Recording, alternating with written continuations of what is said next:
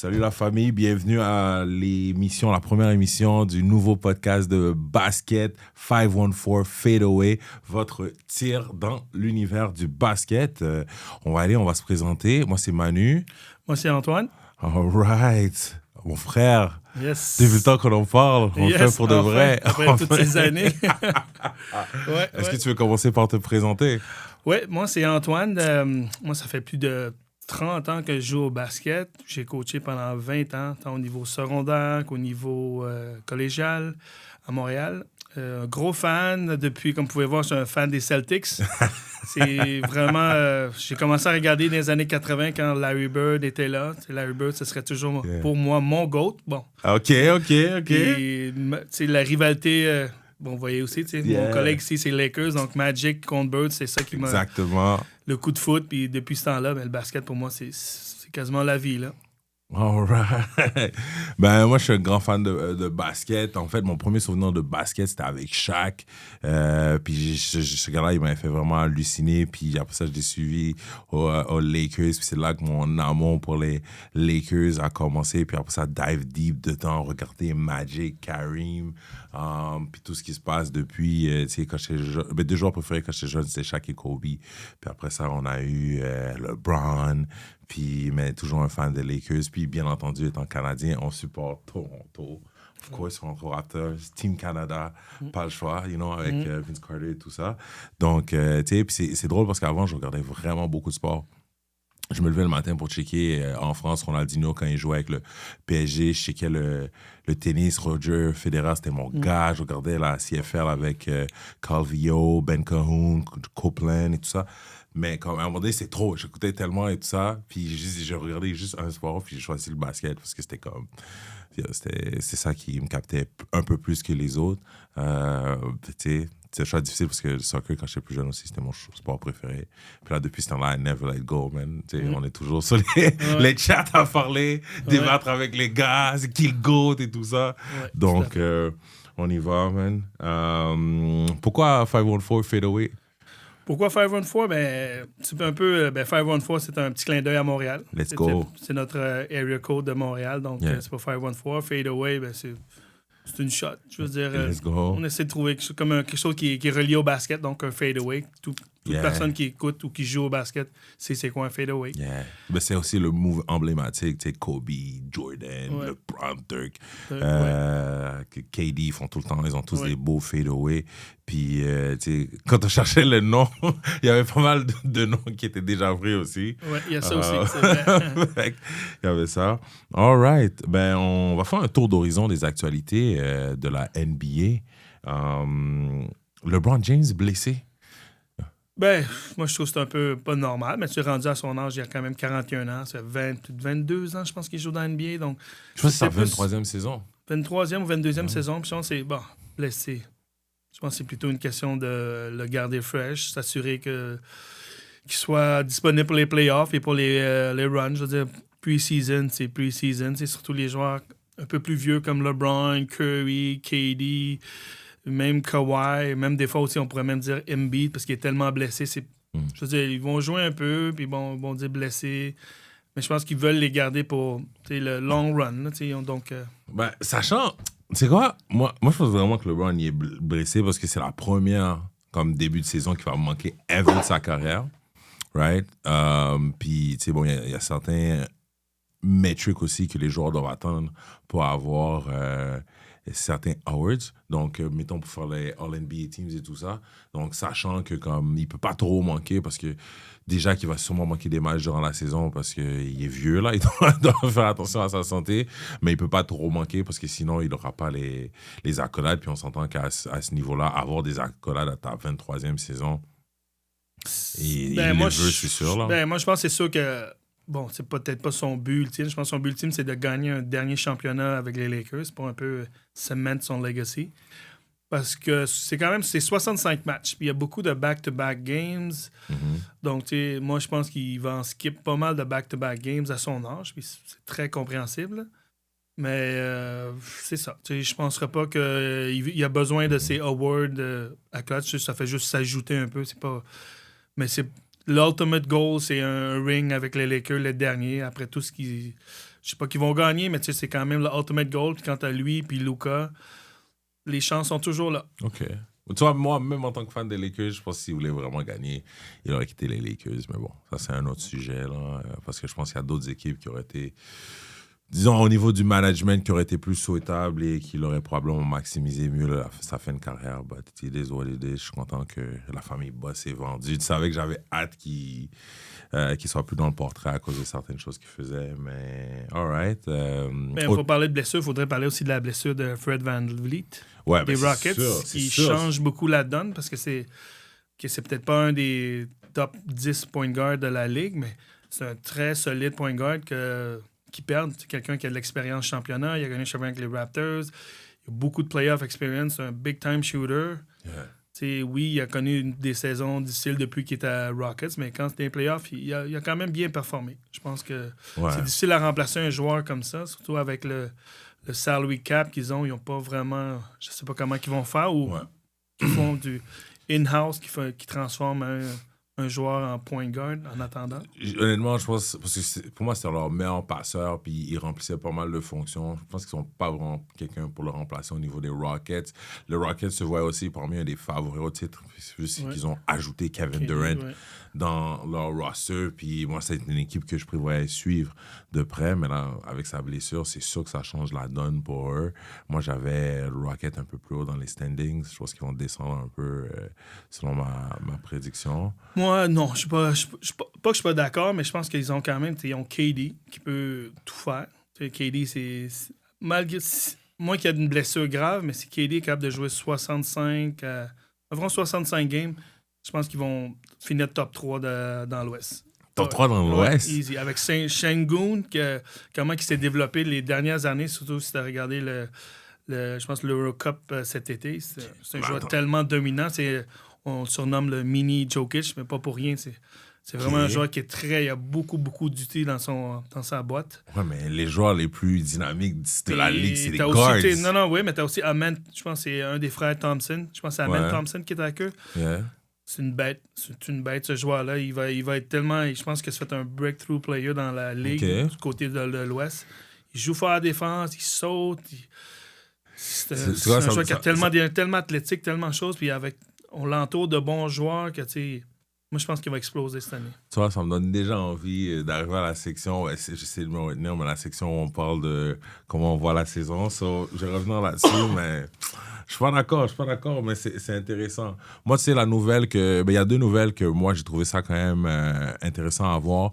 Victor Wembanyama, il a encore grandi. Il est passé de 7 pieds 3 officiellement à 7 pieds 5. OK, pour la petite histoire, les 2 joueurs les plus grands de la NBA, un c'est Manute Bol, l'autre j'ai oublié son nom. Pas Manute Bol, c'est Bol. Non. Manute Bol, c'est 7 pieds 7. De tous les temps. De tous les temps, right? Okay, ouais. 7 pieds 7. Mais lui, il a 7 pieds 5. OK? Ouais. Puis l'affaire, c'est que cet été, on l'a vu, il s'est entraîné avec des Shaolin. Il a été voir Kevin Garnett, il a été voir Hakim. Puis en plus, il fait des exercices pour augmenter sa résistance et sa souplesse. Parce que généralement, quand tu es grand comme ça, quand tu as une taille pareille, ben, tu es très fragile au niveau de tes jointures. Tu as souvent des blessures qui finissent ta carrière plus vite. On l'a vu avec Yao Ming, on l'a vu avec de nombreux joueurs. Fait qu'un joueur aussi grand, mais avec cette dextérité, tu sais, j'ai regardé certaines choses qu'il fait, c'est juste incroyable. Ça devrait être ça quand les gens regardaient Will Chamberlain jouer dans le temps, là. Mais qu'est-ce qui est l'avantage, Wemby, c'est... Wemby est plus maigre, mais tu sais, comme il a pris beaucoup de muscles cet été, c'est vraiment bien entraîné et tout. Ouais, exact. Je pense que les Spurs, ils ont été très patients avec. Ils ont pris du temps, ils n'ont pas rush les étapes. Ils ont été très, très patients. Ils ont regardé ça à long terme. Il y a des années où, je pense, à rookie, il n'a pas trop joué de game. Il s'assurait qu'il s'acclimate à le physique de l'NBA, le schedule de l'NBA, le voyagement. C'est quand même un gros step comparé à l'Europe. Mais, tu me dis Yao Ming, mais tu sais, Yao Ming, c'était quand même un très... Tu sais, 7 pieds 5, mais il était très gros, massif, donc ça mettait beaucoup de pression sur ses genoux. Puis je pense que c'est son pied qui a eu beaucoup de problèmes avec son pied. Souvent, des joueurs comme ça, même Shaq, vers la fin de sa saison, de sa carrière, il est rendu à un point à 7 pieds 3, à 300 quelques livres. Sauter, monter. Tu sais, je disais, déjà, juste marcher, courir normal, c'est déjà très bon, mais tu les vois, tu joues au basket, c'est un niveau, tu sais, le niveau le plus haut, donc... C'est un peu normal, mais moi, je le compare un peu plus à un Ralph Sampson, si tu te rappelles, dans Back OK. in the Days. Alright. C'est Ralph Sampson, quand il jouait pour les Rockets dans les débuts, c'était une bête, là. Ouais. Mais il n'y avait pas la shot de Wemby, mais tu sais, au niveau défensivement, puis long, Ah ouais. puis tout athlétique, mais lui aussi, il s'était blessé, puis c'était comme bon. Parce que je regardais les old school videos de Will Chamberlain, puis ça avait l'air de ça, bro. Un grand gars qui avait joué avec les Harlem Globetrotters. Puis là, il driblait la balle from court to court, il bloquait les gens, il faisait des trucs de malade pour le peu de vidéos qu'on arrive à trouver de lui quand il était mince et jeune et tout ça. Puis tu sais, c'était un gars qui faisait le son en hauteur, son en longueur, il courait, il faisait de l'athlétisme. Donc, en tout cas, j'ai vraiment hâte. Je pense que Victor Wembanyama, s'il se blesse pas cette année, il va être dans... S'il se blesse pas, c'est toute sa carrière, je pense qu'il pourrait être le GOAT. Il pourrait, c'est vrai. Avec ça, il pourrait. Défensivement, offensivement, je veux dire, il est 7 pieds 5, il a une shot, il dribble, il dunk sans sauter. C'est défensivement, il y a quasiment... S'il prend un joueur, il décide de bouger, il n'y a personne qui peut scorer sur lui. Ouais, parce que quand même, je le vois, il est mobile latéralement. Il y a vraiment mobile. comme... Je trouve ça vraiment intéressant. C'est vraiment un cheat code, comme on dit. C'est un cheat code, exactement. Un licorne, the unicorn. Moi, je suis hype, mais... C'est sa santé. C'est vraiment sa santé. Je pense que cette année, probablement, il peut toucher le top 5. Ouais. Et s'il se blesse pas, c'est sûr, Defensive Player of the Year. Il l'aurait gagné l'an passé, alors on l'a donné à Rudy Gobert parce qu'il s'est blessé. Je pense que c'est Rudy Gobert qui l'a gagné. Il n'y a pas eu le nombre de matchs minimum. Ouais, c'est exactement ça. Rudy Gobert, il n'en gagnera plus, puis il n'aurait pas dû le gagner, ça aurait dû être Wemby, puis Wemby, c'est quelque chose... je pense que ça. Il va être quelque chose à voir. Mais tu me parles des joueurs qui ont grandi, mais il y a un autre joueur un peu plus down low qui a grandi de 2 pouces. C'est Derek Lively. Ah ouais? Oui, il était 7 pieds 1, il est monté à 7 pieds 3 avec les Mavs. OK. Derek Lively, c'est un bon rim protector. Genre, mais c'est bon pour eux. Dive and dunk sur des pick and roll, là, lob dunk player. Puis c'est bon. Ça, c'est comme je vais aller loin, mais pour ça, les Mavs, j'ai comme je veux dire qu'est-ce que je pense des Mavs. OK, alright. Ben, c'est sûr que eux, leur but, c'était d'avoir un très big front court. Très big, ouais. Ça va sûrement aller dans cette direction. En parlant de big, la dernière nouvelle, qui moi, je trouvais intéressante, puis je voulais voir de quoi il allait avoir là. Hier, Joel Embiid, match de pré-saison, il a joué, man. Je l'ai regardé. Puis, tu sais, je pense qu'on le verra plus autant. Déjà, bon, il le faisait pas tant que ça, comparé à d'autres bigs, mais down low. Parce qu'il joue encore beaucoup sur le périmètre, puis tu le vois, la shot et tout, là. Mais, tu sais, il est plus lean. Zion aussi est plus lean. Ça aussi, lui, il a fait une transformation de body incroyable. Mais Joel a perdu du poids, puis il semblait content. Et puis un peu plus mobile. Fait que ça, c'est une bonne nouvelle pour les fans de Philadelphie. J'ai hâte de voir ce que ça va donner. Là. S'il peut, on touche du bois pour lui. On espère qu'il va pouvoir rester mais Embiid, je veux dire, dans la ligue, là, Embiid, en santé, c'est top 5 joueurs. Facile. Facile. Il est très dominant. Très, très dominant. Défensivement, à l'attaque aussi, avec ses post moves. Quand il s'implique, il peut faire il fait des drives, il peut la shotter. Bon.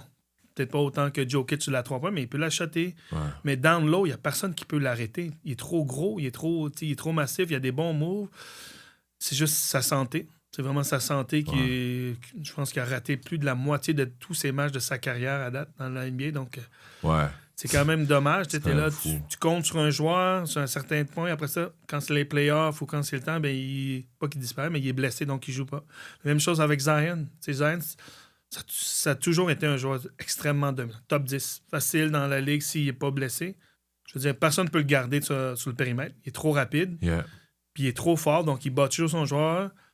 Sa shot est encore iffy, mais sinon, sur le drive, il n'y a personne qui peut le garder. Là. C'est juste lui, la même chose. Lui, c'est son poids. Et après ça, ça fait sa santé. Donc, avec les problèmes de poids, viennent les problèmes de genoux, problèmes de dos. Donc, c'est surtout ça, lui. Mais sinon...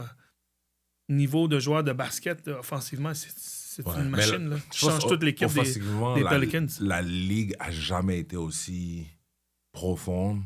Tu as des joueurs qui, dans d'autres eras, facilement auraient pu être top 5, top 10. Quand on regarde le nombre de joueurs incroyables dans la ligue, Luka Doncic, Joel Embiid, Nikola Jokic, LeBron James, Steph Curry, Kevin Durant, puis tu sais, j'en passe, le Greek Freak, qui est pour moi le deuxième meilleur joueur de la ligue.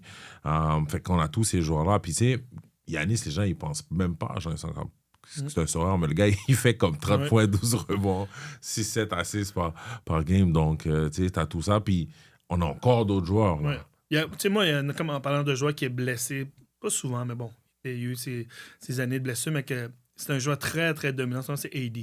Ouais. AD est très sous-estimé. Je veux dire, quand AD est en santé... Top 75, il est sous-estimé? Non, mais je veux dire sous-estimé parce que, bon, oui, tu sais, parce que, bon, ça, c'est une autre histoire, toi, 75, là, mais tu sais, je dis pas qu'il a pas mérité, c'est pas ça, c'est juste, bon, ça, c'est une autre histoire, mais je veux dire, comme, on dirait comme, quand il y a son équipe, puis il joue comme on l'avait vu jouer avec les Dallas, les peu de matchs qu'on a pu voir, ou même avec les Lakers, quand LeBron était là, c'est un joueur très dominant. Il joue très bien. Défensivement, il est très rapide. Ouais. Il bouge très bien latéralement. Donc, c'est très difficile de dire sur un pick and roll, de genre, tu essaies de l'isolate, comme certains joueurs que souvent, c'est le pick and roll se fait isolate, le big man se fait battre. Non, lui, non, il est tellement rapide sur ses pieds.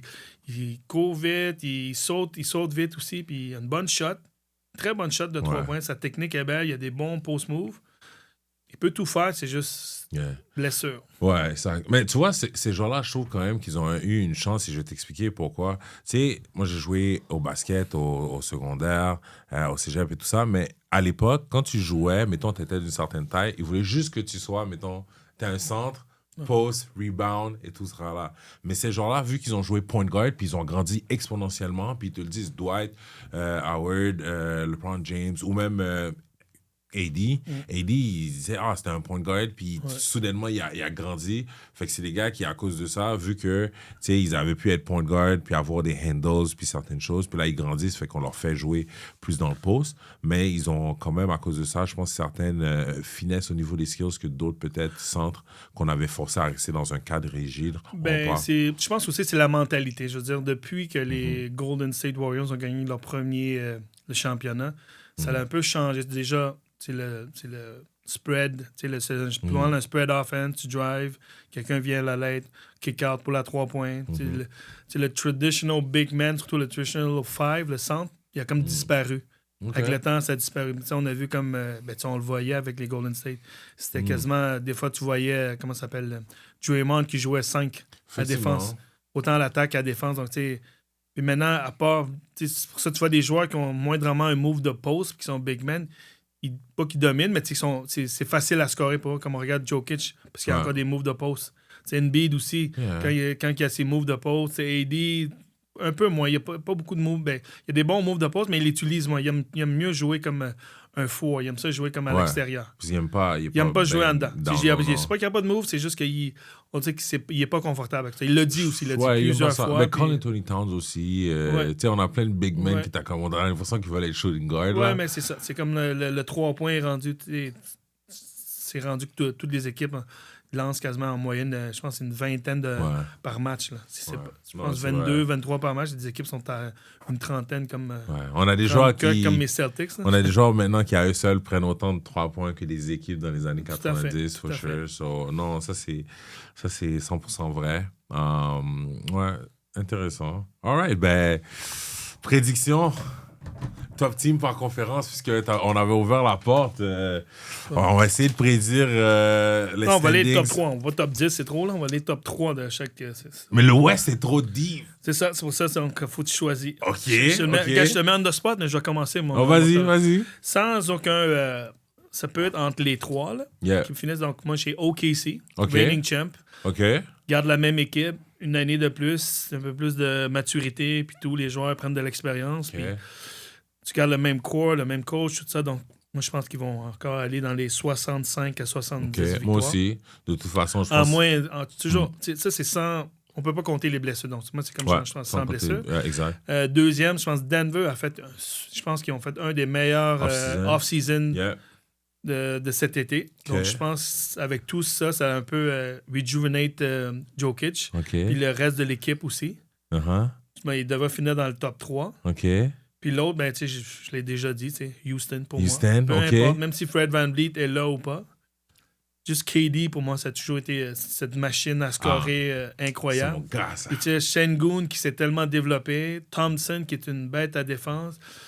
Ils ont de la grandeur. T'as Jabari Smith, t'as Aquaman qui peut juste jouer centre, puis il fait juste ses pics déjà.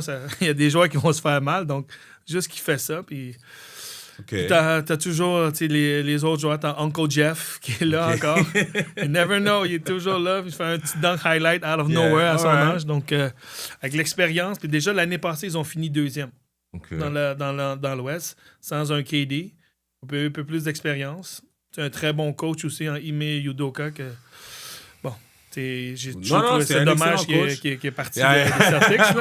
C'est une autre histoire. Il aurait fait gagner avec les Celtics s'il avait pu se tenir, mais bon. Un des meilleurs coachs de la Ligue. OK, moi, je suis d'accord. OKC, numéro 1. D'ailleurs, moi, je le dis, je pense finale de conférence, finale avant la finale, ça va être OKC, Denver. Je m'attends à voir Denver gagner cette année la coupe, mais numéro 1, au niveau, je pense... OKC, ils sont jeunes, ils vont essayer d'être agressifs, peut-être même aller chercher le record des gains.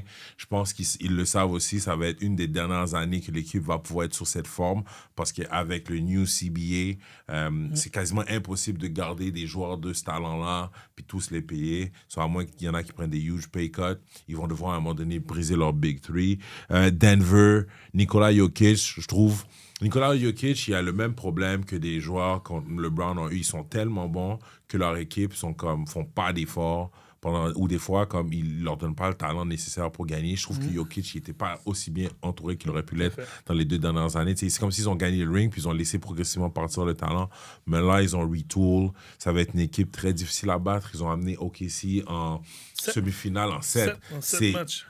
C'est l'équipe pour moi qui a été le plus difficile pour 7 matchs avec Aaron Gordon blessé en plus. Exact. Fait que s'ils sont healthy, Nikola Jokic, meilleur joueur sur la planète. En tout cas, moi, je t'ai déjà dit, pour moi, c'est eux les favoris pour gagner le championnat. Mais je pense qu'ils vont quand même essayer de se préserver en saison. C'est pour ça que je ne les vois pas gagner autant de matchs qu'en saison que OKC. En 3e position, moi, j'ai Minnesota. J'ai Minnesota, man. C'est l'année où jamais, je pense que Hunt, il va être agressif. Je m'attends à ce qu'il prenne un leap aussi, qu'il comprenne. Il a vu certaines choses. Il doit prendre un leap en passant. Pour qu'il passe à l'autre étape. Exactement. Encore plus. Donc, sachant qu'il est cocky, il est agressif, il le veut, puis il croit en ses habiletés, ça va être l'année... parce que de toute façon, il a été en finale de conférence 2 années de suite. Ils n'ont pas grand marge de manœuvre non plus pour grandir, à part que lui, il devienne tout simplement un des meilleurs joueurs de la Ligue encore plus. Mais ils ont quand même perdu Nico Walker-Alexander. C'est pas un gros morceau, mais c'est quand même un gros morceau sur le banc quand même. Je suis d'accord. Un joueur solide, là. À défense, à l'attaque, il avait sa shot puis tout. Puis Julius Randle, il va devoir... C'est Julius Randle la clé, je pense, de l'équipe. Exactement. Fait que... Je pense que Julius Randle, il va devoir prendre un leap, mais j'ai Minnesota vu comment ils sont trucs. Parce que je trouve le reste des équipes... Moi, j'avais Houston avant que Van Vliet se blesse. En fait, j'avais même Houston numéro 2. Et là, maintenant, je les ai en 4e position. Puis après ça, je pense Lakers, Golden State, Clippers, Dallas, ils sont tous, San Antonio, ils sont tous un peu au même niveau. Ça va juste dépendre de qui reste en santé. Tu sais, les Clippers, sur papier, ils ont une équipe vraiment folle. En parlant des Clippers, il faut parler de l'éléphant dans la... Elephant in the room, là. Let's go. Kawhi, le Kawhi non-chauve $28 million deal, ça peut tout changer, ça. Avec Ballmer, puis tout. S'ils sont coupables, la NBA n'a pas le choix, Commissioner Silver n'a pas le choix d'aller fort. Sur eux, ouais. Genre, il y avait des rumeurs qui disaient que c'est sûr qu'ils vont perdre des first round picks.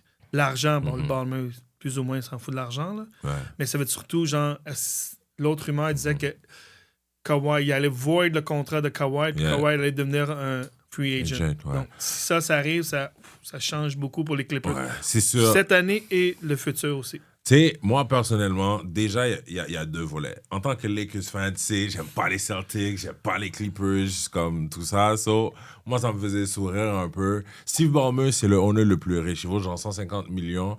Milliards, excuse-moi. 150 milliards. Et, tu sais, il peut... Tu sais, puis on s'entend que dans la NBA, pour contourner le salary cap, tu sais, souvent, des fois, on voit des contrats, les gens se disent « Ah ouais, c'est sûr que... » Tu sais, même des fois, les joueurs, ils en parlent, il y a des deals sur le côté, sur la table et tout. Là, c'est juste, faut pas se faire pogner. Eux, en tout cas, on pense qu'ils sont fait pogner. Mais tu sais, moi, tu sais, qu'est-ce que je pense de Kawhi? Kawhi, pour moi, c'est un joueur surcoté qui surfe sur une réputation et qui fait le strict minimum. Et je te dis, pour moi, c'est un joueur qui... He's been robbing the place. Puis genre, tu sais, si, mettons, il aurait juste, ne serait-ce que fait quelques apparences, Tu sais, ça aurait passé crème. Mais il faut parler, comme en parlant de Kawhi, il faut parler aussi de ses contrats et supposément son oncle pour toutes les demandes qu'ils avaient aussi pour autant vers les Lakers que les Raptors. Des fois, tu sais, comme quand que les Spurs l'avaient plus ou moins échangé, les Spurs ont eu beaucoup de heat dessus. Genre, pourquoi tu échanges un si jeune joueur avec potentiel, pas potentiel, mais qui était déjà quasiment un fringe superstar. Mais tu sais, là, avec tout ce qui arrive, on commence à comprendre le pourquoi des Spurs. C'est pas, tu sais, les Spurs, en plus, c'est une des organisations la plus respectée. Mais quand ça s'est arrivé, le monde a un peu ri d'eux. Tu sais, genre, mais now we know. Puis, c'est comme genre, wow, OK. On comprend maintenant. Ça, là, tu sais. C'est ça, parce que, tu sais, c'est aussi... Parce que des fois, on trouve ça weird. Kawhi, t'as gagné un championship avec Toronto et tu pars, tu sais, c'est toi. Fait que, tu sais, c'est là que des gens se disent, ben, pour aller le chercher, ils ont dû probablement... Maintenant, on comprend. Probablement, on lui a fait une offre qu'il ne pouvait pas refuser. Exactement. C'est pour ça qu'il dit, bon, moi, j'ai déjà 2 bagues, je suis Finals MVP 2 fois, ma carrière, elle est faite. Je vais aller à la maison et faire le maximum de Mais c'est quand même bizarre, parce que c'est tellement un joueur qui a toujours... pas toujours, mais avant les incidents des dernières années, que c'est un joueur humble. Ben, je dis pas qu'il n'est pas humble, mais genre qui est down low, qui fait des affaires, mais quand tu vois... Quand toutes ces histoires-là, ils sortent, t'es comme... C'est comme... Soit qui est mal influencé, mais à un certain point, je veux dire, c'est à lui de décider aussi, c'est lui qui a le final say concernant ce que son oncle peut négocier ou pas, je veux dire. Ouais. Est-ce qu'il est humble ou il move dans les shadows pour pas attirer la lumière, peut-être pour ceux par rapport à ce qu'il faisait?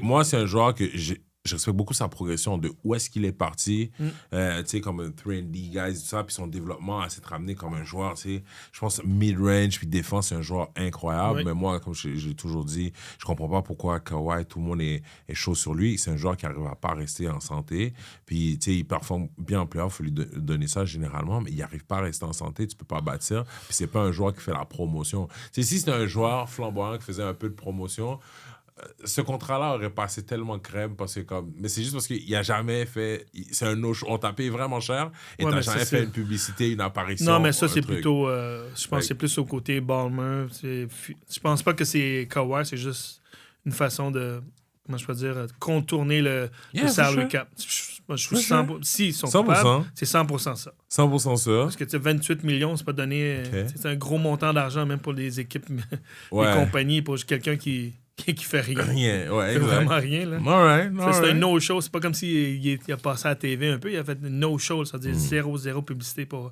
cette compagnie X. Revenons au standing. Lakers. C'est ton Dark Horse dans l'Ouest? C'est mon Dark Horse dans l'Ouest. Pourquoi son Dark Horse?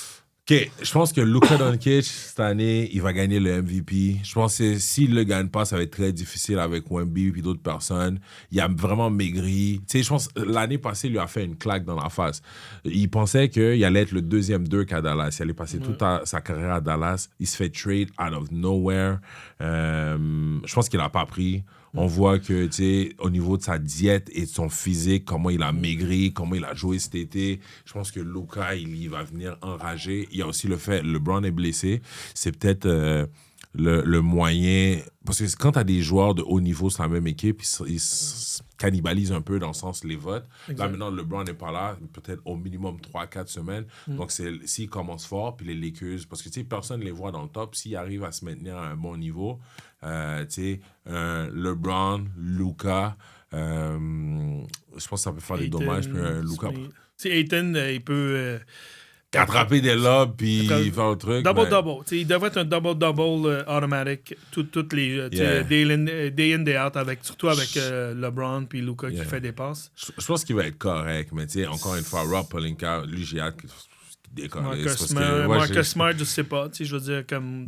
Non, Marcus Smart, moi, c'est un bon... ça va être un bon... Ouais, c'est un bon. Ça n'a pas coûté cher. Bon. C'est ça. Mais il nous faut vraiment un autre centre. Parce que si Ayton se blesse aussi, on est dans la même situation, puis même en playoff. Donc, c'est mon dark horse parce que je crois vraiment LeBron et Luka, c'est peut-être leur dernière année ensemble. Oui. Puis aussi, tu sais, LeBron James, je pense que c'est la première fois de sa carrière qu'il est avec un joueur qui est meilleur que lui à ce niveau-là. C'est la première fois qu'il peut prendre un backseat puis se pace à un autre niveau. Mais je pense que Luka Doncic aussi... il ne jouera pas avec un joueur. Même tous les joueurs qu'il a joués jusqu'à présent, même si LeBron est à sa 20e année, ils ne sont pas été aussi bons que LeBron. Puis je pense que, qu'on retrouve un top 10 player à côté de Luka, même quand LeBron va prendre sa retraite ou va être parti, ce ne sera pas aussi simple que les gens le pensent. Parce que moi, je suis comme un Lakers fan, mais des fois, je trouve les gens délusionnels par rapport à comment on regarde les joueurs, puis on va pouvoir toujours attirer chaque année les meilleurs joueurs. Puis moi, je suis comme, le salary cap, les trucs. Tu sais, les vraiment gars, on pense que chaque été, on va avoir la star qui s'en vient. Le nouveau CBA, c'est ça, il a changé vraiment pour que ce soit vraiment c'est ça. Fait que, donc, la parité partout. Build une équipe, pour moi, ça risque d'être quand même assez difficile. Fait qu'il faut qu'ils maximisent cette année. Fait que on va voir là s'ils arrivent à rester truc. Parce que Luka Doncic, pour moi, Nikola Jokic, Luka Doncic, Steph Curry, probablement les 3 meilleurs offensive engine comme système. KD aussi. KD, c'est un scoreur. One-on-one. Mais je veux dire, un système parce que ces gars-là, ils set up les autres gars, ils font des assists et tout ça. Fait que juste à eux seuls, même chose. James Harden est légèrement un cran en dessous parce qu'il est un peu plus vieux. Mais c'est tous des gars qui, comme offensivement, par rapport à ce qu'ils font LeBron aussi. Ces 5 joueurs-là, c'est les meilleurs joueurs offensifs. C'est pas juste des meilleurs scorers, les joueurs offensifs, donc assists, scoring, puis l'impact qu'ils ont, c'est pour moi, Luka Doncic, c'est incroyable ce qu'il fait. Puis là, il y en a un revenge tour, puis je pense qu'il veut montrer à Dallas. Mais il s'est fait slander tellement par les owners, les GM, Nico Harrison et tout. Là. Fait que je pense, en fait, ça, c'est la claque qu'il lui fallait. Ça va lui remettre. Puis, tu sais, c'est la première année, il n'était pas à l'NBA First Team en comme 4 ou 5 ans. Fait que, tu sais, je pense qu'il veut remonter à ce niveau-là. Mais moi, c'est tellement bizarre que tu me parles de ça, parce que moi, mon Dark Horse Team, c'est l'autre équipe qui les trade, les Mavs. Les Mavs? Oui, parce que pourquoi les Mavs? Juste regarder leur line-up déjà. Je veux dire, t'as Derek Lively qui est 7 pieds 1, mais il s'en va à 7 pieds 3. Un centre, très grand centre. AD qui est c'est la même chose que le Luka, mais du côté l'autre, c'est un revenge tour pour montrer que lui aussi, il est capable de lead une équipe. Ils sont grands, sont longs, sont gros, sont athlétiques. Je dis pas qu'ils vont se rendre loin, je dis que c'est une équipe qui peut surprendre à cause de leur length. Puis défensivement, ils sont très forts. Puis Kyrie qui revient au mois de mars. Fin février, mois de mars, qui revient, mais c'est sûr qu'on ne sait pas quel Kyrie va revenir. Est-ce que c'est un Kyrie? C'est sûr qu'il ne va pas être le Kyrie d'avant tout de suite. Ça peut prendre du temps, mais est-ce que c'est un Kyrie de 75%, 80% ou Kyrie de 50%? C'est ça la clé. Puis, comme toujours, AD est toujours la clé. AD, s'il peut rester en santé, cette équipe-là... Anthony Davis, quand il arrive aux Lakers. Et il ne faut pas oublier Cooper Flag. Ouais, mais ils ont Cooper. Il n'y a aucun rookie qui te fait gagner. Non, je ne dis pas qu'il va faire gagner, mais tu as AD. AD va prendre le lead. Puis après ça, les autres sont là. Mais Cooper, il a juste besoin de jouer. Bro, AD prend le lead. Tu dis, les Lakers, je l'ai regardé. LeBron, pendant plusieurs années, a essayé qu'il soit le main guy et tout ça. Mais comme je te dis, c'est la même chose que pour Luka. Il se fait slander. Même là, tu slander AD. Non, mais je pense que lui, il est motivé. Ils sont tous en santé et ils jouent à leur potentiel. Les Mavericks, si Kyrie revient et il est au top de sa forme et tout ça, ils peuvent être numéro 1. 75, je dis qu'il y a 75. Mais c'est pour ça, l'année d'après, j'aimerais voir les Mavericks l'année d'après. Genre, même cette saison. Je pense que... Moi, c'est ça, les Mavericks, c'est soit cette année ou l'année prochaine. Puis, mais après ça, c'est fini, parce qu'ils sont trop vieux. OK. Parce que je pense que Kyrie va avoir 36 ans l'année prochaine. AD va avoir 35. Yeah. C'est sûr que Kyrie, comment il retourne de sa blessure aussi. All right. Allons voir dans l'Est. Yeah. L'Est. Tu veux commencer ou je commence dans mes top 3? Vas-y, man. La conférence dévastée par les injuries. Déjà, on commence par les injuries. Donc, on enlève les Pacers. Halliburton hier pour la saison. Puis, Miles Turner qui est plus là. 100%. Qui est Milwaukee. À côté de Giannis. Donc, pour moi aussi, sur le même... en parlant des Pacers, je pense que Montreal's own Bénédicte Mathurin va shine, qui va break out cette année. Yep. C'est son temps. C'est son temps. Il start, puis let's go. Même l'année passée, quand il y avait du temps, puis tout, Mathurin a toujours produit offensivement. En tout cas, je pense que l'année passée, il y avait trop de joueurs dans l'équipe. Je sais pas, on dirait que... Je sais pas si... Le coach, il y avait de quoi avec le coach, mais comme c'était bizarre des fois, les subs qui jouaient, les matchs qui jouaient beaucoup, les matchs qui jouaient même pas. Donc... C'est vrai que c'était un peu bizarre ce que C'était très Carlisle up and down. fait. Mais j'ai checké sur YouTube parce qu'il disait, genre, il a dit à Bénédicte Mathurin, ça va être toi le starter, it's your job to lose, puis on a confiance en toi, puis c'est ton temps de come shine, puis de passer à un autre cap. So, je pense qu'il pourrait le faire. Parce que moi, ce que je veux, c'est Bénédicte Mathurin, tu sais... on sait déjà que le meilleur joueur, celui qui s'enligne pour être le meilleur joueur canadien de tous les temps, ça va être Shea Gilgeous-Alexander. Mais Bénédicte Mathurin peut être le meilleur joueur de tous les temps de Montréal. Tout à fait. Il peut start. Moi, je pense que s'il reste en santé, il peut aller chercher plusieurs max contracts et avoir un joueur qui va faire shine la ville, puis avoir un certain nombre d'argent, de revenus comme ça peut être une bonne idée de dire on va essayer d'en produire d'autres. Donc, tu sais, pour le basket du Québec, du 5-on-4, tu sais, on est tous là. Tu sais, Lugensdorf qui est champion et tout ça, mais si en plus avec Bénédicte ça arrive parce qu'il était 6e dans le draft, là c'est comme, je pense que ça va révolutionner pas mal de choses. So, qui tu penses finit premier dans l'Est? Non, attends, on parle des blessures, donc mes Celtics sont blessés.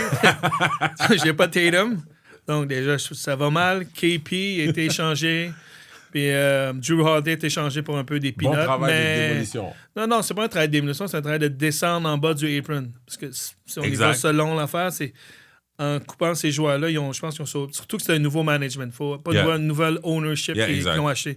Très cher d'ailleurs. 6 ou 8 milliards, je suis plus sûr. Mais donc, payer, disons, 500 millions de dollars de salary et de taxes pour une équipe qui gagnera pas. Qui pourrait même pas, qui gagnera pas ou qui peut même pas sortir du first round. C'est trop. Donc, avec ces coupures-là, ces échanges-là ont fait en sorte que l'équipe en ce bas du apron, donc ils ne payent pas de taxes, donc ils ont juste leur salary cap. Donc, quand même aidé chercher Anthony Simon, mais ça, c'est notre histoire. Mais bon, pour moi, l'équipe qui va finir numéro 1, c'est un peu par défaut, c'est les Knicks. Les Knicks retournent la même équipe qu'ils avaient. OK. En plus, c'est un nouveau coach, donc un nouveau coach qui devrait faire jouer un peu plus tout le monde au lieu d'être toujours brûler ses starting five à jouer average 40 minutes par match. Je veux dire, rendu un point, Tibbs. Je suis quand même surpris que Tibbs, il a fait ça encore à New York. Je veux dire, il n'a pas appris à Chicago, il n'a pas appris à Minnesota, mais bon. Quand il gagne, on dit rien, mais quand il perd, ben bon. Je pense pas que c'était de la faute de Tibbs qu'ils ont perdu, mais faut que quelqu'un paye le prix. C'est comme leur meilleure saison, je sais pas. Exactement. En tout cas, moi, j'ai rien à dire. C'est leur meilleure saison. Donc, je pense des Knicks, surtout qu'ils sont allés chercher Jordan Clarkson. Mais ils ont une grosse perte un peu dernière seconde. Mais dans les derniers jours, c'est Malcolm Brogdon qui a décidé de prendre sa retraite. Il avait signé un... Ouais. Donc, mais bon. Avec Jalen Brunson, puis avec Clarkson qui est sur le banc, je pense qu'il devrait quand même finir top du East. Ouais. Numéro 2, j'hésite entre les Bucks, parce que, bon, Quick Freak est là, puis le reste de l'équipe. Numéro 2? Ouais. Non, je dis soit les Bucks, numéro 2, ou les Magic, numéro 2. Je pense que les Magic, ils vont faire le leap. Ils ont des bons jeunes joueurs, Banchero, Wagner, d'autres joueurs aussi, tu sais, genre comme... mais tu sais, ils ont allé chercher le joueur Desmond Bane aussi. Effectivement. Tu sais, oui, ils ont payé un gros prix, mais je pense qu'ils veulent aller sur le next step. Ils ont besoin d'un shooter, puis Bane, c'est un excellent three-point shooter, donc ça va ouvrir encore plus l'équipe. Donc moi, je pense que c'est les top 3. Ça se peut que les Bucks, ce sera peut-être pas numéro 2, mais bon, au pire, on va aller numéro 3. Je pense pas que... Moi, je les vois même pas dans le top 4. J'aurais dit les Hawks, mais avec, comment il s'appelle, Trae Young, qui n'a pas signé son contrat d'extension, ça peut être une grosse distraction aussi. À moins qu'il signe là, mais c'est pour ça que j'ai pris les Bucks avant les Hawks. OK. Et mon Dark Horse, ben, c'est mon équipe, les Celtics. J'ai pas le choix. Je dis pas qu'ils vont faire de quoi, mais on a zéro pression. On a zéro pression à gagner. Puis JB, il va peut-être dire, you know what, I'm a number one option. Ouais. Je vais vous montrer, je suis number one option. Anthony Simons, ben, il va voir, ça va être libre, il va pouvoir faire ce qu'il veut, mais les gars vont jouer un peu, comment je peux dire, stress-free. Okay. Pas de pression, genre comme let's go. Right. Je pense que dans ce sens-là, comme il y a des équipes qui ont beaucoup de pression à gagner. Je veux dire, les Knicks ont beaucoup de pression à gagner. Ouais. Les Bucks, ils ont beaucoup de pression à gagner. Mais les Bucks, bon, avec Doc Rivers, c'est une autre histoire. Je ne trace pas ça. Là. Et voilà. Et pourquoi je ne prends pas les 76ers? Ben, PG il est blessé. Embiid, on ne sait pas. Okay. Donc, c'est les deux plus gros éléments de leur équipe. Maxi, c'est un excellent point guard. Il est vraiment le fun d'avoir joué. Puis Okay. Mais c'est pas assez pour monter une équipe, surtout sans Embiid. Embiid, c'est la clé de cette équipe. Okay. Si Embiid est à 65 games par match, puis là, durant les playoffs, puis PG aussi, mais ça change la donne, mais je les trosse pas depuis... All right. Mais pas les trosse depuis, mais comme si on se fie dans le passé. OK. Bah, tu vois, pour moi, j'ai pris des notes. Cleveland, c'est une équipe built pour la saison régulière. Je sais pas qu'ils vont gagner. Saison régulière, ouais. Right? So, ils vont finir premier dans l'Est encore. Je pense que, tu sais, Donovan Mitchell, c'est une vraiment bonne équipe. Tu sais, il leur manque le joueur qui pourrait les amener, le finisher qui... Parce que je pense pas que tu peux gagner avec... tu sais, Donovan Mitchell as your number one guy. Je pense qu'un de leurs centres va devoir probablement, tu sais, Mobley prendre un leap pour pouvoir les amener à un autre niveau. Leap ou un trade. Peut-être, mais un des deux. Fait que, tu sais, j'ai Cleveland number one. Number two, j'ai New York. Tu sais, ils vont continuer à bâtir là-dessus. Tu sais, ils ont une bonne équipe. Je trouve... Tu sais, l'erreur que, d'après moi, plombe New York, c'est qu'ils avaient overspend pour aller chercher... Kat. Non, pas Kat, l'autre, vraiment, parce que Kat, au moins, Ah, oui. j'ai oublié son nom, man. J'en parlais ce matin, j'ai oublié le nom. Mais. Des Nets, Miles Bridges. Miles Bridges. Non, Miles Bridges. Mais en tout cas, mais on sait de qui je parle. Vu qu'ils ont overspend, ouais. ils n'ont pas les moves nécessaires, tu sais, pour faire ce qu'il faut. Fait que, tu sais, c'est une bonne équipe, mais tu sais, leur seul potentiel de croissance doit être à l'interne. Mais ils sont assez solides, fait que je les vois finir deuxième. Troisième, Atlanta. Moi, je pense Trae Young, il va vouloir montrer, tu sais, parce que Trae Young, tu sais, il se fait un peu maligner. Les gens disent, il peut pas gagner, pas avec son style, tu sais. Il s'est fait trade au draft, tu sais. Ils ont échangé lui et Luka. Luka est en train d'avoir une carrière florissante. Lui, tu sais, malgré qu'il met des stats incroyables, il arrive à être All-Star qu'une année sur deux. Mais là, on a été lui donner Porzingis. Pour moi, Atlanta a eu la deuxième meilleure off-season après Porzingis, Denver. c'est encore le... Lui aussi, c'est la santé. Yeah, je suis d'accord. Ces dernières années, c'est comme il est à 60% des matchs. Puis... Mais, tu sais, quand on regarde le East, c'est Philadelphie, on ne sait pas. Right? Fait que, tu sais, c'est Cleveland, New York, Atlanta, Orlando. Détroit aussi, tu sais. Kid comme Cunningham. Je m'entends, tu sais, vraiment bon joueur. D'ailleurs, je l'avais sur mon fantasy de basket l'an passé. Il m'a bien servi. Mais, tu sais, c'est pour ça que je te dis, je pense que Atlanta, parce que il y a trop d'équipes blessées. Fait que, tu sais, il n'y a pas Indiana. Les Celtics, tu sais, c'est ton dark horse. OK, c'est mon dark horse aussi. Dans le East, je pense que comme Jaylen Brown, il va vraiment vouloir prouver quelque chose. Je pense que dans le East, il y a qui peut arriver. Tu parlais de Milwaukee. Je vois même pas Milwaukee dans le top 4. Je pense que... Ah ouais. Ouais, je pense que Orlando est meilleur, Détroit est meilleur. Rick Frick va juste... il y a ses deux frères avec lui, là. Oh, d'accord. Non, j'ai pas... Non, mais Milwaukee fait ce qu'il faut pour essayer de le garder. Mais c'est ça. Quasiment, tu sais, s'ils doivent donner un job à son père, ils vont le faire. Ouais, hey, mais respect them. juste le trade pour aller chercher Miles Turner. Mais pas le trade. Ouais. Non, c'est free agency plus le wave des Lillard. Mais c'est ça. Ils vont tout faire pour gagner, essayer de gagner cette année. C'est pour ça que moi, je pense que... Je sais pas qu'ils sont meilleurs que Cavs, mais... Ouais. Avec qui? Moi, je te dis, je pense que Giannis va demander un trade.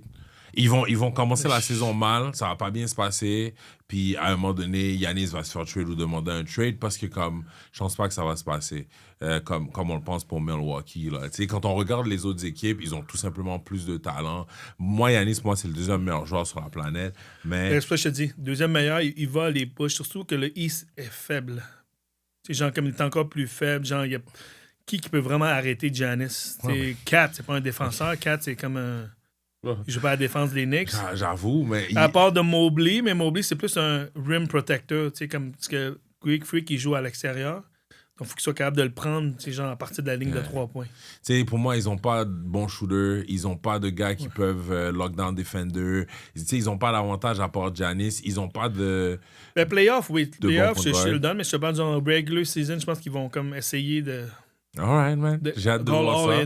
Mais bon. J'ai hâte de voir ça. Ben, tant qu'à parler des joueurs, donne-moi, après toi, ton top 10 actuel des meilleurs joueurs de la NBA. Top 10, ouais. OK, ben, je vais dire les joueurs que je vais oublier parce que, bon, on oublie les blessés. Donc, JT, Halliburton, on n'a pas le droit d'en parler. Donc, on parle cette année. Embiid. T'aurais mis Halliburton dans ton top 10? Non, j'ai pas dit ça, mais c'est comme JT, oui. JT, oui. Mais Halliburton, il y en a que, tu sais, oui, pour...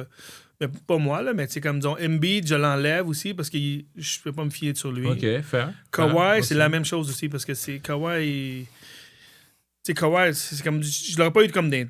dans les top 5, mais Kawhi, un joueur, quand il est là, il est top 10. Il change de... Donc, pour moi, Ouais. Quand il est là, mais il est jamais là.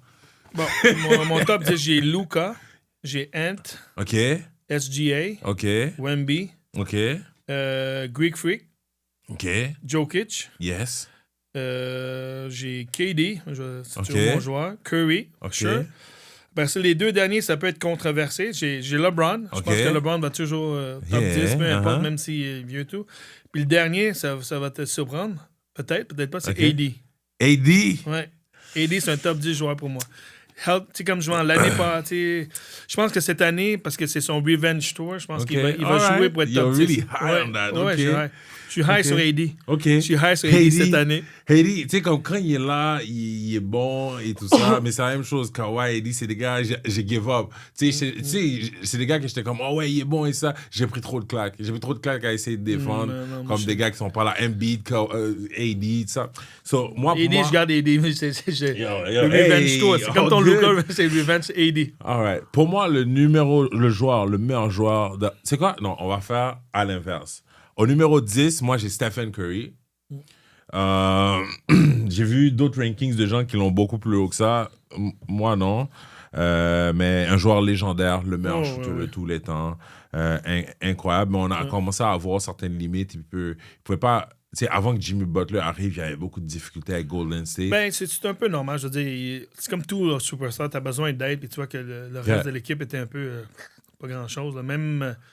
avec Jimmy, après, ça manquait un peu de jeu. Il manquait de size, son petit. Là, je veux dire, comme Draymond fait ce qu'il peut, mais rendu à un point, il est vieux aussi. Là. Ils sont plus jeunes, ces joueurs-là, je pense, dans 35 non, c'est vrai. et plus. Les gens, ils pensent pas, là, il est vieux, fait que c'est incroyable.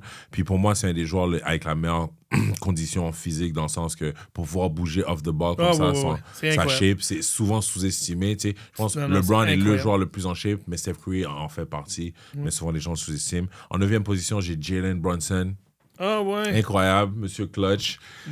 Clutch Player of the Year, man. Je sais pas, man. J'étais très sceptique, mais je l'ai vu down the stretch, man. J'ai hâte de voir les autres joueurs qui sont sortis de ma liste. Numéro 8, le GOAT, mon joueur préféré, LeBron James.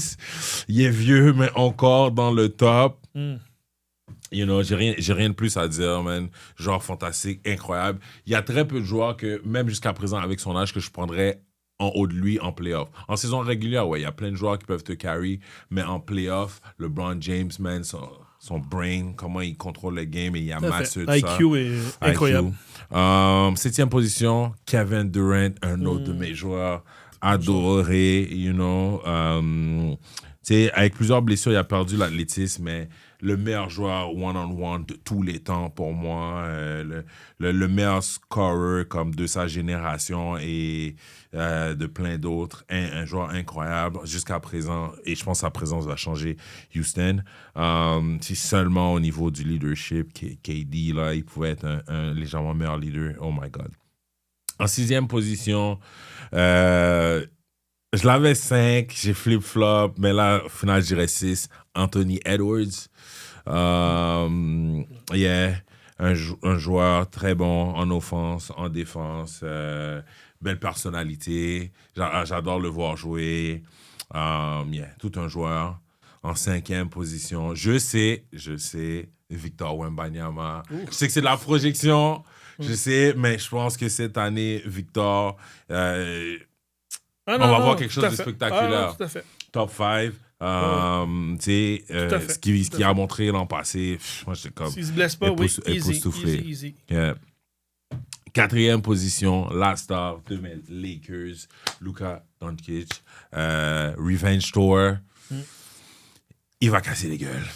Il va en mettre partout, il va des points, il va faire des choses. Je pense que tous ces matchs contre les Mavericks, il faut les regarder. Non, vraiment, moi je vous dis, MVP, je pense que c'est lui qui va l'avoir. En tout cas, il va avoir un très bon case s'il se maintient à ce qu'on a vu. Surtout avec LeBron qui n'est pas là les 3-4 premières semaines, il va pouvoir stamp dès le début. Je m'attends à comme du 30 points, 12 rebonds, 10 assists là, à gogo. Là. Donc, ça, c'est ça. Tu sais que généralement, je trouve que Luka est meilleur que Shea. Mais Shea vient d'avoir une saison incroyable. MVP, Ouais. scoring champ, Tout à fait. finals MVP. Canadien. Faut respecter oublier. les Canadiens. There you go. Sur le troisième, Shea Gilgeous-Alexander. Man, rien à dire sur ce gars-là. Excellent. Ouais. Il me rappelle beaucoup. Mon deuxième joueur favori, qui était pendant longtemps mon joueur favori, c'est Kobe Bryant. D'ailleurs, je porte son jersey. Shea me rappelle beaucoup d'aspects de son game. Quand je le regarde, je dis, oh, ça, c'est... il me rappelle un peu Kobe. Comment il joue, plutôt, mid-range et tout ça. Fait que, tu sais, c'est juste... Et je pense que s'il jouait dans un market un peu plus grand, beaucoup plus de gens le verraient ça. Mais tout un joueur, man, il a réussi à faire ce que Kevin Durant, James Harden, avec Russell Westbrook n'ont pas réussi à faire. Puis là, c'est ça. On arrive aux deux meilleurs joueurs. Pour moi, il y a un gap entre eux et les autres. Le deuxième meilleur joueur, je le vois, il est mal aligné. Les gens l'oublient souvent. Mais ce qu'il fait en offense et en défense, c'est trop. Moi, je l'ai dit, ça fait au moins... Tu sais, Giannis a été le meilleur joueur pendant 2 ans. Après ça, c'est devenu Jokic. Mais il est quand même resté le deuxième meilleur joueur. En deuxième position, j'ai Giannis Antetokounmpo, joueur phénoménal. Ouais. All-NBA first team, je pense, pendant 6 années de suite. Right? Easy. So, let's go. Puis, joueur numéro 1, incontesté, je pense. Nikola Jokic, bro. Nikola Jokic, quel gars. Un IQ qui rivalise avec celui de LeBron, la taille, il rebound, il peut dominer en scorant, en passant, il peut faire tellement de choses. J'aimerais juste que Jokic prenne soin de son conditioning parce que, c'est mine de rien, je pense que s'il fait pas ça, ça chute. Ben, moi, je pense que les médias sociaux, tu sais, souvent, c'est comme genre, il va prendre une bière, puis genre, Jokic, il s'entraîne pas à prendre la bière. Mais même lui, il disait qu'il s'entraînait très fort tous les jours. C'est juste que, tu sais, il y a du monde qui a une shape quand ils s'entraînent, que ça se développe vite en eux, mais je pense, oui, il y a comme un côté genre un peu gras, mais là-dedans, tout est solide, puis c'est pas... Moi, je pourrais dire, c'est pas du mauvais gras, tu sais, c'est juste, bon, c'est le gras qui est là, mais tu sais, c'est pas une personne, tu le vois jouer, tu sais, il joue les matchs, il court, là, il est pas là en train de... Je suis d'accord. Dans les années 80-90, le centre, là, tu sais, un Mark Eaton qui reste là, puis il bouge pas, puis il fait juste... Tu sais, il est là, il se fait souvent pogner aussi, c'est pas pogner, mais il se fait souvent... les équipes essaient de le prendre sur le pick and roll, donc il est obligé de jouer comme genre sur le pick and roll, sur le guard. Puis il disait que lui, il bloque pas autant, donc c'est pas aussi sexy, mais il fait des strips, il lit bien le jeu, il lit bien la vision de où est-ce que la personne va aller. Il va comme s'aider un peu, OK, que lui est moins bien shooter. Je vais essayer de... Je vais lui donner la shot un peu plus. Lui, il drive plus. Je vais essayer de là, je vais le forcer, mais tu sais, très intelligent. Non, très intelligent. Je dis pas qu'il est en mauvaise shape. C'est juste que, tu sais, comme on le voit... Tu sais, Zion, Shaq, des gars qui, pendant... Tu sais, ils ont négligé leur shape. OK, c'est pas le cas. C'est juste que s'ils étaient, mettons, un peu plus lean ou un peu plus musclés, je pense qu'ils pourraient durer une couple d'années, aller chercher une couple d'années. Parce qu'on a vu des joueurs, tu sais, si tu leans pas... Mais tu trouves pas que son style de jeu, il n'y a pas vraiment besoin d'être athlétique? Non, il n'y a pas besoin c'est pas comme un genre de... On va te donner un exemple. Ben, je te donne un exemple. C'est un peu comme un Blake Griffin, tu sais.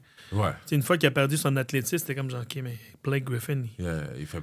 c'est pas longtemps, pendant qu'il était avec les Clippers, c'était comme genre le joueur le plus excitant. Puis après ça, quand il était trade au Pistons, c'est genre comme il est devenu quasiment un journeyman. Après, il y a peut-être une ou deux bonnes. Oui, il y a eu des blessures, mais tu vois, c'est ça, il n'y avait plus son explosiveness, donc il n'y avait plus rien d'autre dans son répertoire. Mais tu vois, des joueurs comme Jokic, il n'a pas besoin d'être rapide. Il se positionne bien, fait des bons rebonds, des bonnes passes. Parce que, tu sais, tous les joueurs que j'ai vus qui ont il y a sa shot, puis son... pas seulement qu'on parle de son IQ, mais tu sais, son footwork aussi. Son footwork est incroyable. Mais parce que tous les joueurs de 7 pieds ou de sa taille-là, que pour moi, j'ai vu age gracefully, quand ils arrivent généralement cette année, ce genre de leur carrière, ils essaient de comme un peu plus être lean muscle, mais on verra là. Tu sais, parce que moi, c'est un joueur que j'aimerais voir jouer un 20 ans. Là, c'est comme Shaq. Shaq, c'est ça, je peux comprendre Shaq, parce que Shaq, comme, il a juste pris trop de poids. Il est devenu, quand tu le vois comme ces dernières années avec les Lakers, après ça, quand il est allé à Miami et tout, là, si tu es rendu à un point que c'était trop. 100%. Mais je pense même pas que c'est une question de... Oui, une question de shape, mais dans cette question... Je pense qu'il s'est juste laissé complètement aller. Tu avait fait normalement, il aurait pu continuer. Il jouait dans une époque où il fallait absolument qu'il bulk up. Quand Shaq est arrivé, c'est un peu comme Wemby, ou tout ça, il était lean, grand. Wemby, là, mais il était un peu plus, tu vois, comme tu sais, lean, grand, il driblait, mais ça, c'est tout ça. Ça, il l'avait dit, c'était Phil Jackson qui l'a dit, bulk up. C'est vrai, pendant les années qu'il a bulk up, il a dominé. C'est incroyable. Ça, mais moi qui n'étais pas un fan des Lakers, je voulais qu'ils perdent à toutes les fois. Puis non, c'est les gars, ils sautaient sur le dos puis ils dunkaient sur eux autres. S'il y aurait lean... Après, à une certaine époque, surtout, mettons, quand il commence à arriver... parce que Miami essayait de le faire, mais il voulait pas, parce que, tu sais, tout ça, Pat Riley était comme, il fallait rester à une certaine shape. Il disait, ton pourcentage de gras, lui, il voulait pas. Heat culture, en plus, ça n'a même pas marché. Mais après ça, à Phoenix... Ouais, mais il y a aussi une affaire, quand il est allé à Heat culture, il y avait un peu beaucoup de... Comment dire ça gentiment? Des vétérans avec des mauvaises... habitudes. Ouais. Mais t'avais JP qui était là. Ouais. Non, aussi une couple d'autres vétérans. Mike White Chocolate était là aussi. C'est pas des gars les plus... Fair enough. Ils l'ont peut-être mal influencé. Ah non, Shaq, oublie ça, là, t'as pas besoin. Là, all right. T'as-tu un hot take pour cette semaine? Hot take? Yeah. Mais comme je t'ai dit, mon hot take, c'est juste, moi, c'est comme je t'avais déjà dit, c'est AD. C'est le revenge show d'AD. On va le voir. Regarde, je peux être complètement latin, mais je pense que AD, il y a tellement eu de slander, puis toutes ces affaires. Il n'y a pas de leadership, il n'y a pas ça, il n'est pas capable, pas faire ça. Là, mais tu sais, comme avec l'équipe qu'il a, il voit que les gars, ils lean sur lui. Tu as Kyrie Irving, il sait que c'est sa saison. C'est maintenant ou jamais qu'il va montrer que, OK, you know what, je suis vraiment. Je ne sais pas qu'il ne mérite pas, mais que je mérite d'être. Dans le top 75 à la place de joueur X que tout le monde a dit qu'il se posait de là. Moi, mon hot take cette semaine, Boston ne regagnera pas une bague avec Jason Tatum comme meilleur joueur. Boston ne regagnera pas. Je l'ai dit. On va arrêter la caméra ici. Hey, listen. Parce que comment je vois le CBA, comment les choses sont, good luck, même quand il va revenir et tout ça. À honter qu'ils vont regagner une bague avec Jason Tatum comme meilleur joueur. C'est à cause des contrats. À cause des deux gros contrats de JB et JT. JB, JT. Puis s'ils perdent JB, à un moment donné, tu sais, rebâtir. Tu sais, donc moi, c'est vraiment voir ça. Tu sais, Boston, pour moi, on s'enlignait pour avoir une mini-dynastie. Je te l'avais dit, tu sais. J'étais au bout de ma vie, je regardais ce que mes Lakers faisaient. Puis après ça, j'étais comme, Boston, ils vont dominer et tout ça. Puis après ça, toi, tu étais au bout de ta vie quand tu voyais qu'ils devaient delete et puis échanger les joueurs. Mais tu sais, tu avais comme une équipe, c'est le starting five, une équipe incroyable. Ouais, mais il y avait juste ça. Mais tu sais, rendu un point, tu sais, comme avec le nouveau CBA, je savais comme déjà que je savais comme. Ouais, que ça allait si on gagnait, disons, si on gagnait l'année passée. Ouais. Je savais que c'était la dernière année parce que tout le monde avait des trop gros contrats. Exact. Même Luke Cornett avait. Non, il n'y avait pas eu, mais tu sais. C'est quoi? Tout le monde, Peyton, il a un gros contrat. Tout le starting five a des gros contrats de plus des centaines de millions. T'es comme, c'est ça. OK, mais d'où vient l'argent? Il est où le CBA là-dedans? Là? Mais c'est quand ça l'a embarqué que c'était juste une question de temps que... Exact. All right. Ouais. Capsule intemporelle. On est quand même... des gars, on aime le basket. On a quand même... on aime ça parler de certaines choses. Cette semaine, je vais vous parler du salary cap de la NBA. Je vais sortir un peu certaines de mes notes. Et on va faire aussi une capsule plus en profondeur sur YouTube. Mais je vais vous expliquer un peu le salary cap parce qu'il y a pas mal de choses que les gens ne comprennent pas ou qu'ils vont voir arriver. Mais c'est à cause du CBA. Donc, le CBA, c'est le Collective Bargaining Agreement de la NBA. C'est un peu le contrat qui régit tout ce qu'il y a dans la NBA. Le contrat entre les joueurs, les owners et qu'est-ce qui se passe, OK? La convention collective. La convention collective, exactement. Des fois, j'ai pas le mot en français parce que je lis les nouvelles en anglais. Mais OK. Donc, pour la saison 2025-2026, le plafond salarial, le salary cap de la NBA, c'est environ 154,6 millions de dollars US, right? Donc, tu as un plafond salarial, tu as un plancher aussi. Donc, ce qui est environ 90... Les équipes doivent dépenser en salaire 90% de la masse salariale. Donc, ici, on parle d'environ le minimum, ça devrait être environ 139 millions par année qu'une équipe 90%? Si haut que ça? Si haut que ça, yeah. Ils doivent dépenser au moins 90% pour que ce soit un produit de qualité et que les joueurs... Parce que sinon, il y a toujours des owners qui sont un peu non, mais parce que c'est quand même fou comparé dans le MLB, tu as des équipes que... Tu as comme les Dodgers qui sont là, puis tu as des équipes qui ont un joueur qui fait le salaire de toute l'équipe. Là, mais bon, non, la NBA, pour ça. Donc... le salary cap de la NBA, c'est un soft cap. Ça veut dire que tu peux dépasser le plafond, OK? Donc, alors que tu as des ligues, c'est un hard cap. Tu peux pas, sinon, tu as des conséquences que tu C'est veux comme pas. la NFL, c'est un hard cap. C'est si Exact. tu dépasses le salary, le salary cap, tu dois faire des changements dans ton équipe. Soit tu échanges un joueur pour avoir juste pour des first round picks futurs pour comme descendre en dessous de la masse, ou tu dois couper ce joueur-là. Ouais. Pour ça, souvent, on voyait dans la NFL des joueurs se faire couper même des gros noms, mais ils n'ont juste pas le choix. Ils doivent descendre en bas du salary cap, ce qui n'est pas le cas dans la NBA. Exact. Donc, tu sais, la NBA, tu as le salary cap. En haut, on a le luxury cap, donc le seuil de taxe de luxe qui est environ 187 millions. Donc, on a des équipes qui, pour avoir du talent, ils sont dans les plus gros marchés, ils dépassent le salary cap. On a des owners aussi qui ont quand même pas mal d'argent. Donc, parce que les équipes, comment un peu, ils font leur argent? Oui, il y a les ventes de tickets, mais il y a certaines personnes aussi, vu qu'ils sont dans des plus gros marchés médiatiques, ils ont leur contrat aussi local de télévision. Donc, ça leur fait c'est des franchises un peu plus riches avec certains sponsoring aussi. Donc, et donc, certaines équipes ont plus de moyens et ils dépensent plus.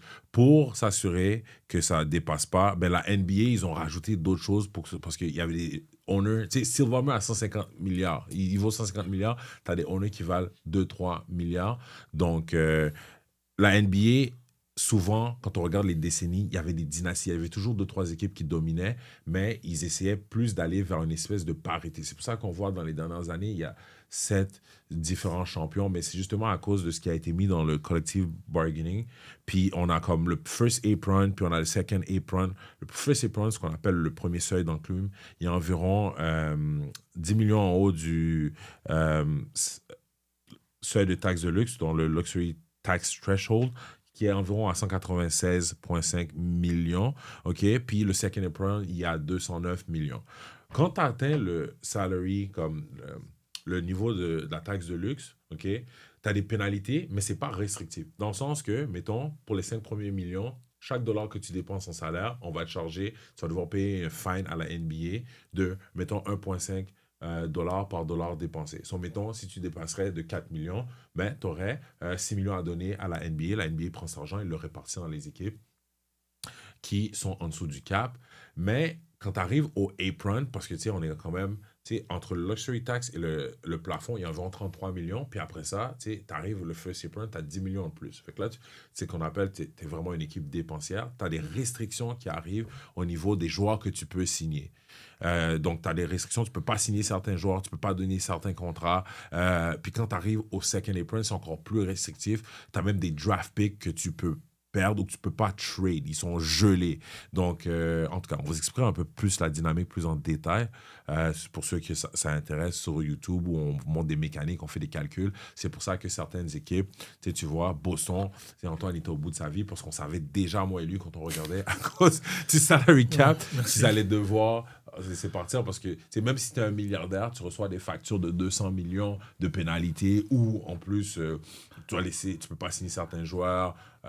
Donc là, c'est genre, là, ça commence. Ça restreint tes mouvements. Ça restreint tes mouvements, puis que ça fait qu'il y a une meilleure parité parce qu'on avait vraiment des équipes qui, elles, avaient les moyens de prendre, qui auraient pu prendre tous les meilleurs joueurs. Donc, c'est un peu ça au niveau du salary cap, ce qui explique pourquoi Kevin Durant,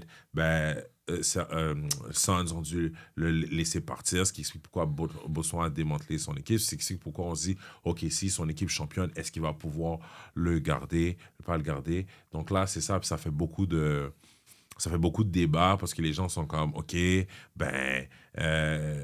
tu as une équipe que tu as bien draft, que tu as bien bâti, on devrait avoir des exceptions pour pouvoir garder nos joueurs qu'on a développés. Mais le CBA est vraiment plus restrictif. Donc, on devrait voir quand même un autre type de player movement. Parce que dans les dernières années, c'était vraiment les joueurs qui dominaient, ils se mettaient ensemble, ils formaient leur équipe. Maintenant, on risque d'avoir plutôt un movement, mais créé par les salaires, des joueurs qu'on ne peut pas garder ou des équipes qui refusent de payer au-dessus de certaines choses, puis ils laissent partir du talent. Donc, tu peux avoir des équipes qui montent et descendent hyper rapidement out of nowhere. Donc, ça, c'est en gros comment fonctionne le salary cap de la NBA. Plancher, plafond. Puis après ça, on a luxury, puis first apron, second apron.